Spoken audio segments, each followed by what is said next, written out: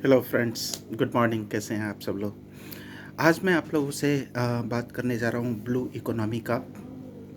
एक इंडिया में blue economy policy बन रही है।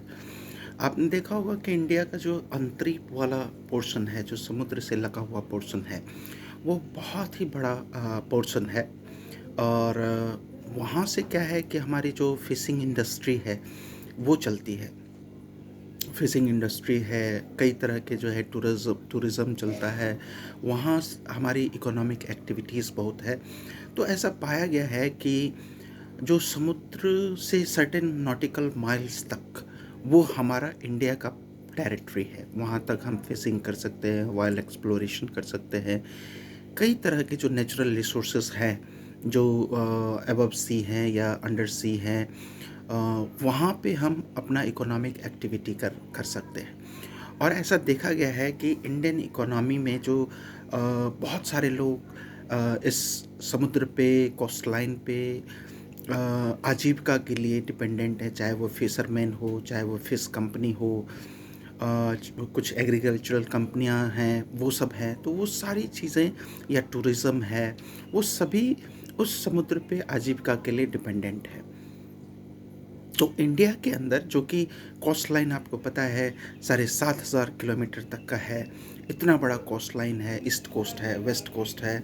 वहाँ से हम अपने रिसोर्सेज को प्रॉपर एक्सप्लॉइट कर सकते हैं, जो कि हम अभी ऑप्टिमम वे में नहीं कर रहे। जो फिशरीज़ हो सकती थी, और जो उसको उत्पादन बढ़ा सकते थे, जो उसका डोमेस्टिक कंजम्पशन के लिए फ़िश को ये कर सकते थे, एक्सपोर्ट के लिए भी कर सकते थे।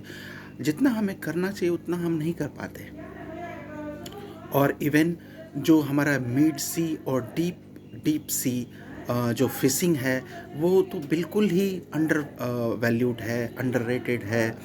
हमारे पास उसके इक्विपमेंट्स नहीं हैं, प्रॉपर ट्रॉलर्स नहीं हैं, प्रॉपर शिपिंग इक्विपमेंट्स नहीं हैं। तो अभी इंडिया के अंदर एक पॉलिसी बनाने की ज़रूरत है, जिसको हम कहते हैं ब्लू इकोनॉमी पॉलिसी। ये पॉलिसी ये कहता है कि समुद्र से जुड़ी हुई जो हमारी इकोनॉमी है, उसको हम इतना स्ट्रॉन्ग बनाएं ताकि हमारे इंडिया में उसके रिसोर्सेज को और बढ़ाया जा सके, लोगों की आजीविका बढ़ाया जा सके, इनकम बढ़ाया जा सके।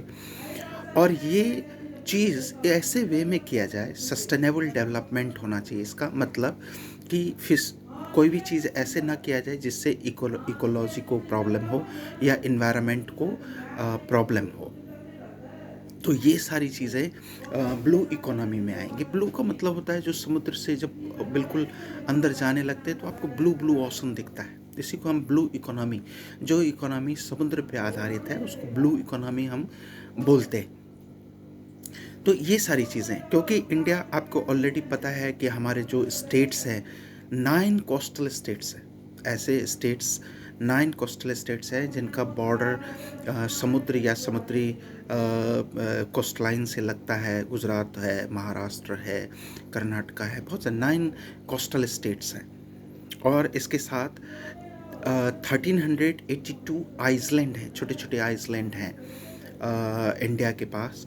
और अप्रॉक्स 199, लगभग 200 पोर्ट्स हैं ऑल ओवर इंडिया के अंदर।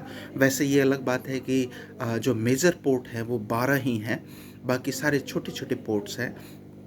तो आने वाले समय में उन सबों को डेवलप करना पड़ेगा। आइसलैंड में टूरिज़्म वगैरह को डेवलप करने के लिए उसको हम इम्प्रूव कर सकते हैं।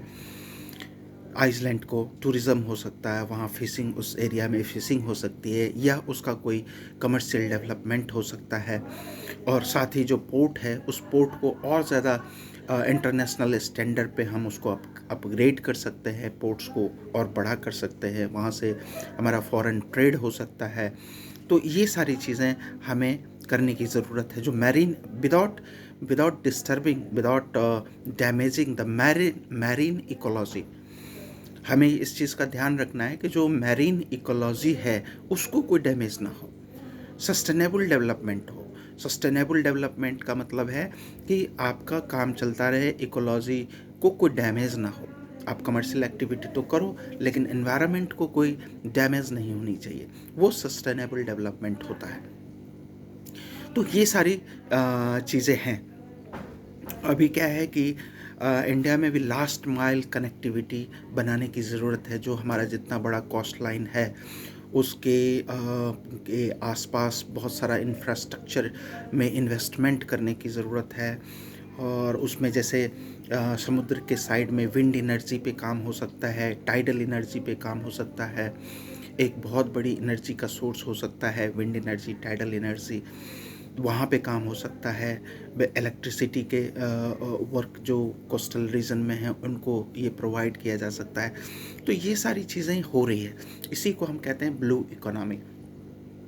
तो इंडिया अभी अपने जो कोस्टल एरियाज़ हैं, ओसनिक रिसोर्सेज हैं, नेचुरल रिसोर्सेज हैं, उसको बहुत अच्छा एक्सप्लॉइट नहीं कर रहा है। तो उसको गवर्नमेंट को वन बाय वन एक ऐसे सारे स्टेप्स उठाने की ज़रूरत है, और इंडियन गवर्नमेंट कर भी रही है कि इस तरह के पॉलिसीज़ बना रही है ताकि हम बेटर डेवलपमेंट कर सकें कोस्टल रीजन्स में।